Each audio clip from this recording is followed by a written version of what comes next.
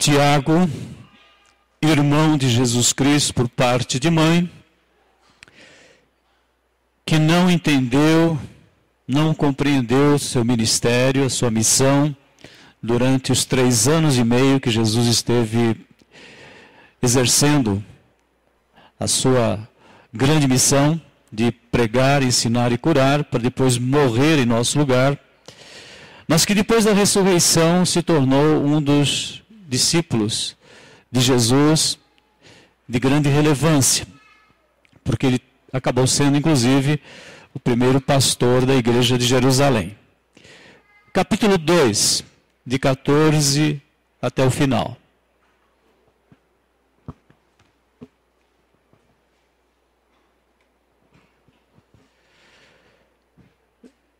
De que adianta, meus irmãos, alguém dizer que tem fé se não tem obras? Acaso a fé pode salvá-lo? Se um irmão ou irmã estiver necessitado de roupas e do alimento de cada dia, e um de vocês lhe disser, vá em paz, aqueça-se e alimente-se até satisfazer-se, sem porém lhe dar nada, de que adianta isso? Assim também a fé por si só, se não for acompanhada de obras, está morta. Mas alguém dirá, você tem fé e eu tenho obras. Mostre-me a sua fé sem obras e eu lhe mostrarei a minha fé pelas obras. Você crê que existe um só Deus? Muito bem, até mesmo os demônios creem e tremem.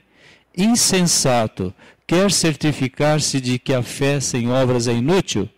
Não foi Abraão, nosso antepassado, justificado por obras, quando ofereceu seu filho Isaque sobre o altar?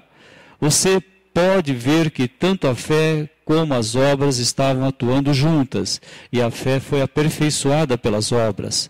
Cumpriu-se assim a Escritura que diz, Abraão creu em Deus, e isto foi-lhe acreditado como justiça. E ele foi chamado amigo de Deus. Vejam que uma pessoa é justificada por obras e não apenas pela fé. Caso semelhante é o de Raabe, a prostituta. Não foi ela justificada pelas obras quando acolheu os espias e os fez sair por outro caminho? Assim como o corpo sem espírito está morto, também a fé sem obras está morta.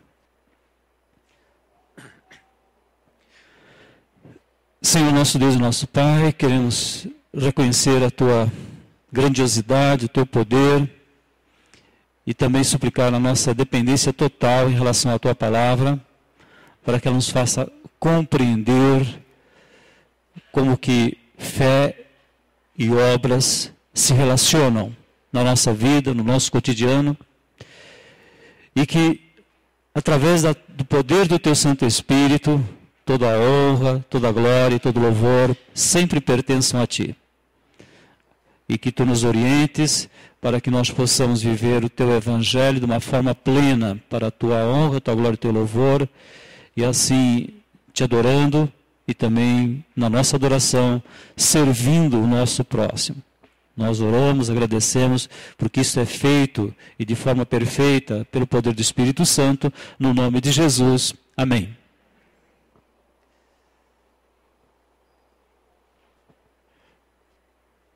Estamos diante de um grande questionamento: como conciliar a nossa fé com as nossas ações, com as nossas atitudes, com o nosso comportamento.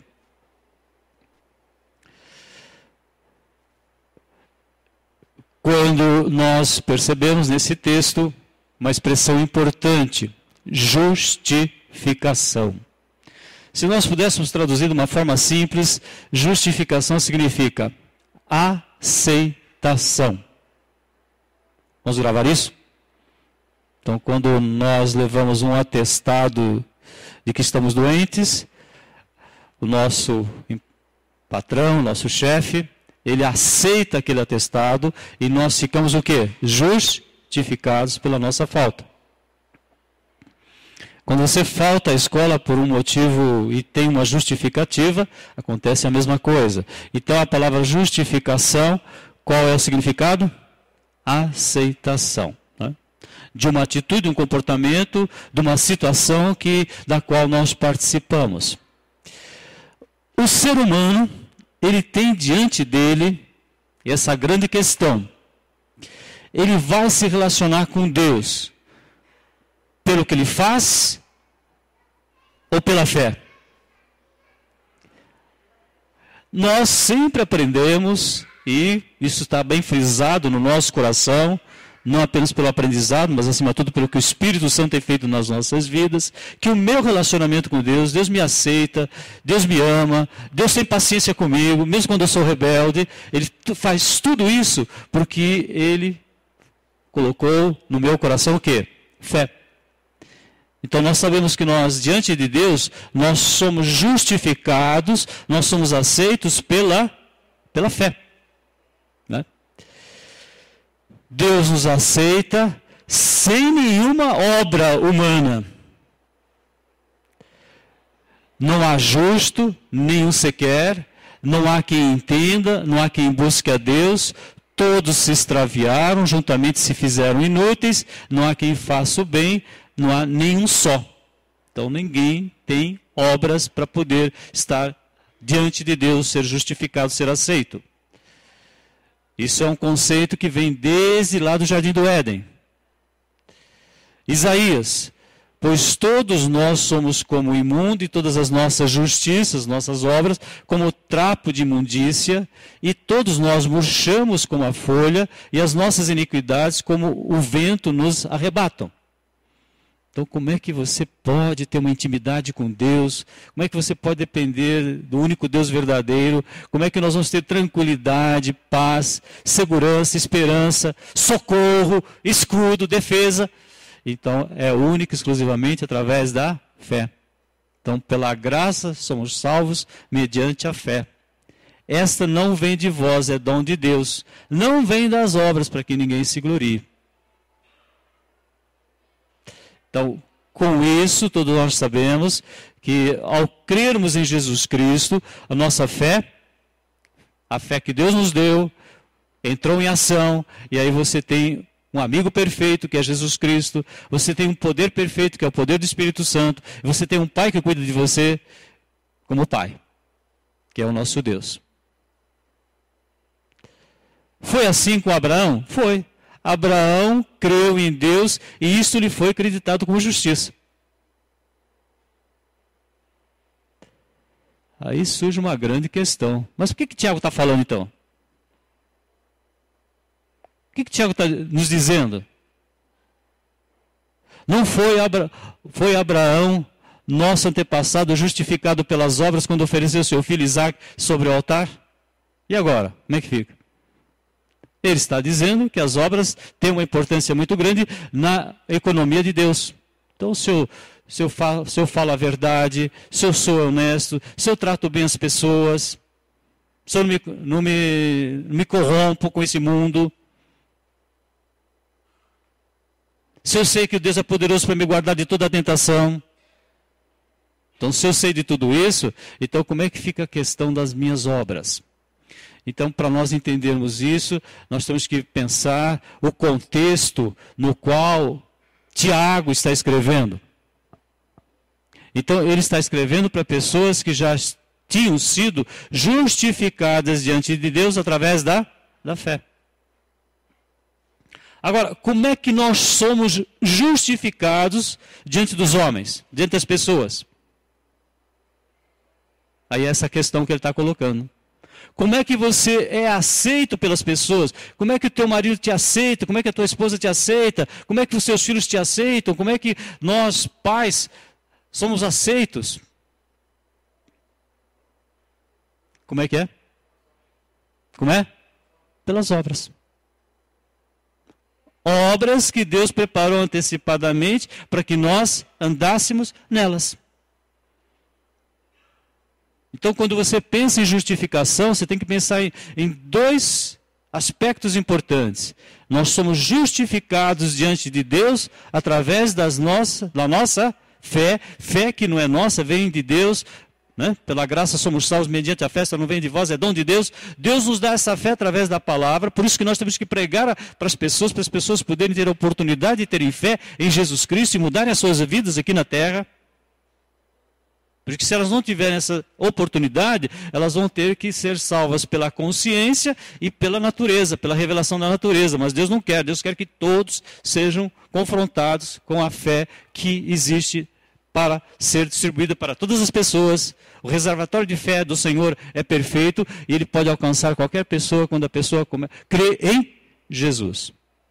Então, quando você pensa em justificação, você tem que pensar em dois aspectos. Nós somos justificados diante de Deus através da nossa fé. E somos justificados diante das pessoas, as pessoas nos aceitam mediante o nosso comportamento.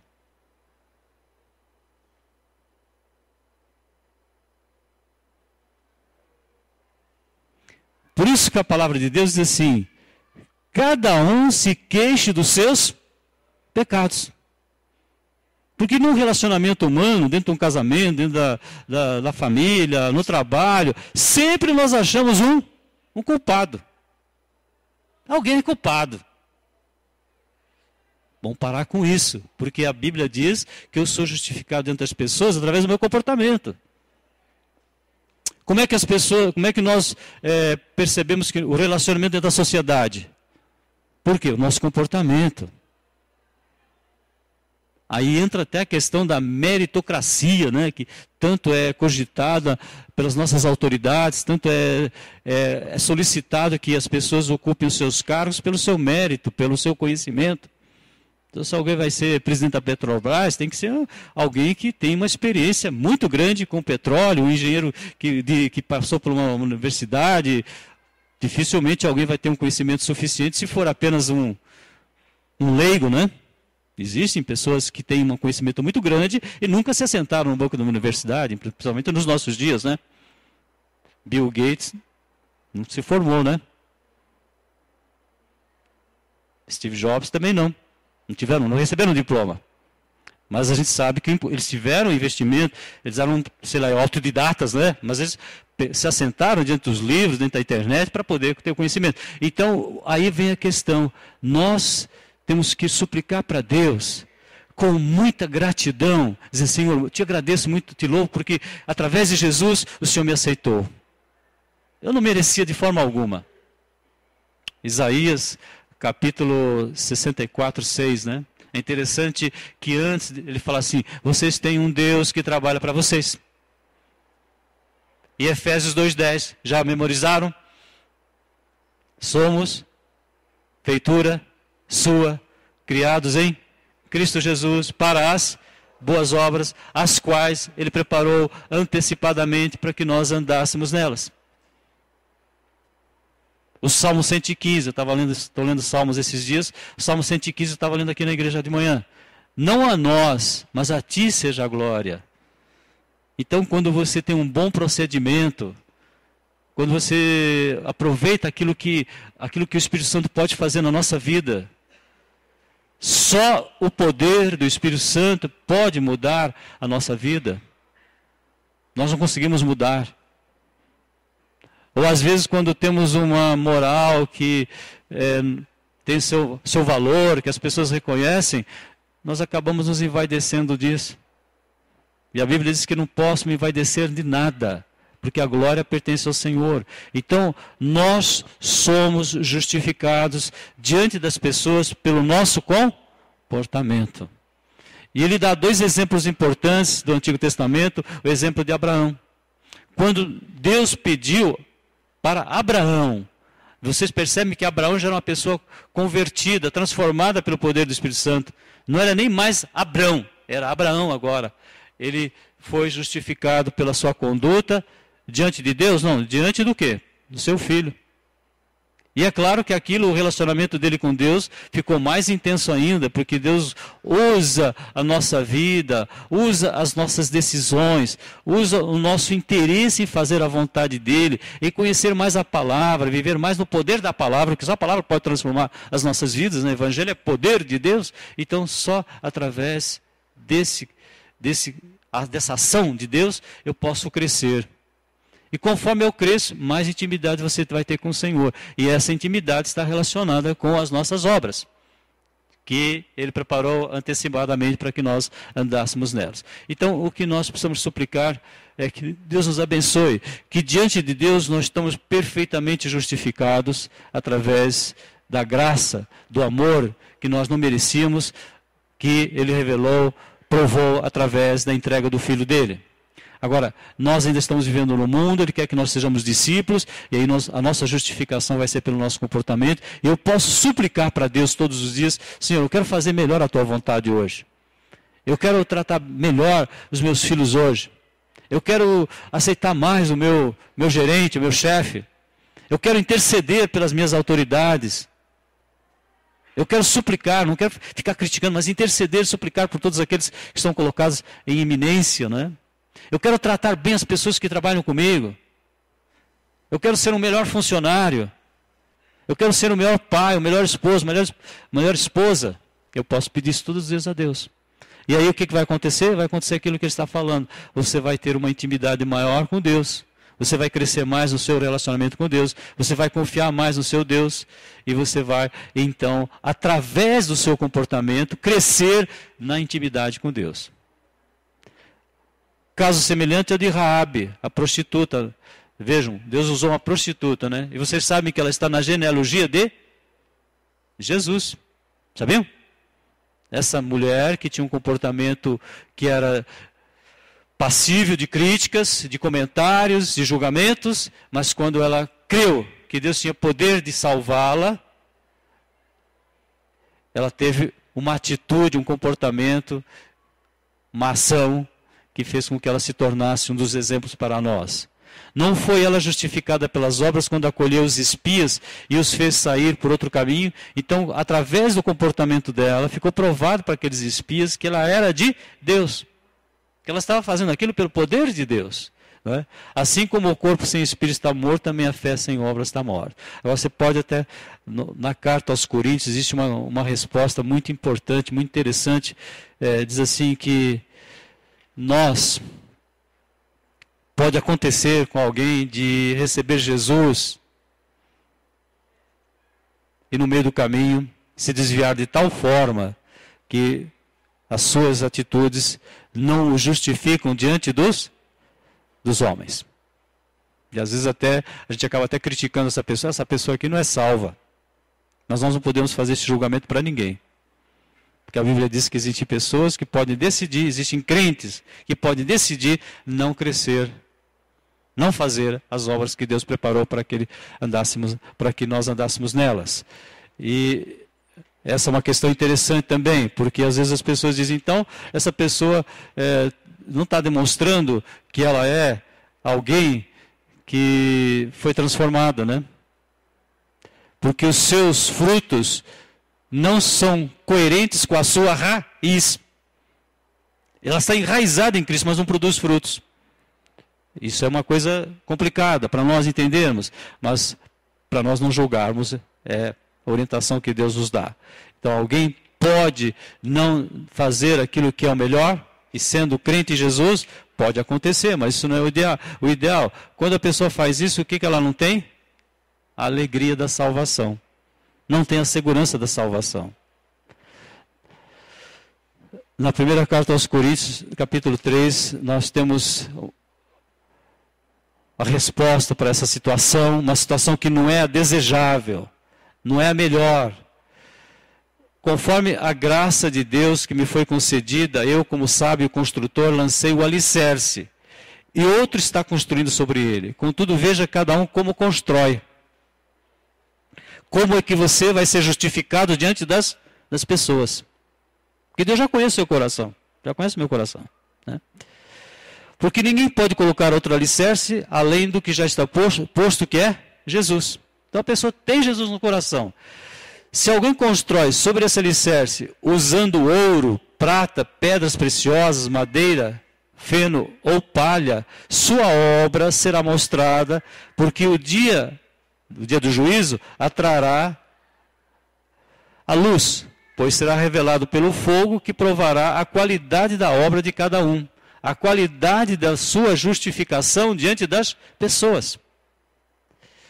Se o que alguém construiu permanecer, esse receberá a recompensa. Se o que alguém construiu se queimar, este sofrerá prejuízo. Contudo, será salvo como alguém que escapa através do fogo. Ele usou uma figura de alguém que estava no incêndio, conseguiu sair vivo, mas quem perdeu todas as roupas, se queimou, saiu vivo, mas não tem nada de bom para ser visto nele. Efésios 2:10. Então, quando Tiago escreve, ele está nos dizendo que nós podemos suplicar a Deus para podermos ser justificados diante dos homens. O que é isso? O nosso testemunho possa fazer com que as pessoas nos perguntem qual é a razão da esperança que há em nós. Então, o que nós temos que suplicar? Que essa conciliação. Então, na verdade, Tiago e Paulo, né? Paulo que defendeu tanto a salvação pela graça, eles não se excluem, mas eles se completam. Então, quando você junta Tiago e Paulo, usados pelo Espírito Santo, mostrando que você só pode conviver com Deus através da misericórdia dele. Não adianta você fazer caridade, não adianta você sofrer, você se autoflagelar, você passar a noite toda no gelo. Não adianta para você falar, mas com isso aqui eu vou chegar perto de Deus. Não, você só chega na presença de Deus junto com Jesus no coração. Agora, depois, se você não quiser viver uma vida de qualidade, não faça nada de bom. E às vezes nós fazemos isso, né? Nós nos rebelamos. Nós estamos vendo o que está acontecendo, o que aconteceu, né? O povo judeu, durante aqueles 40 anos no deserto, uma viagem que podia ter durado, talvez 3 semanas, né? Depois de 2 anos de serem instruídos, orientados pela palavra, porque com 3 meses eles já ouviram tudo o que tinha que ouvir. Já aprenderam tudo o que tinha que aprender. Só que durante aqueles 2 anos, faltava 2 semanas para chegarem na Terra Prometida, mas resolveram não entrar, porque resolveram crer nas suas obras e os gigantes que o inimigo criou nos seus corações, impediu-os de entrar na Terra Prometida.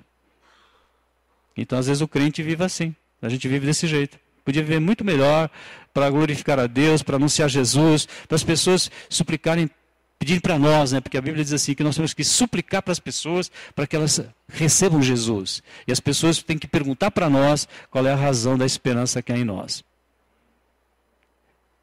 Justificados pela fé e vivendo pela graça para sermos justificados diante das pessoas. Então essa é a grande ação do Espírito Santo na nossa vida. Ele nos faz filhos dele, para que depois nós sejamos filhos que possam fazer diferença, sal da terra, luz do mundo, na linguagem de Jesus. Isso você sabe que não é fácil, não é? Você enfrenta perseguição, você pode enfrentar oposição. Os primeiros anos a irem contra nós são as pessoas da nossa própria família. No local de trabalho você vai encontrar também alguma frustração, alguma decepção, mas você continua firme no Senhor. Nas suas atitudes, no seu comportamento, eles não vão poder dizer que você não tem uma esperança verdadeira.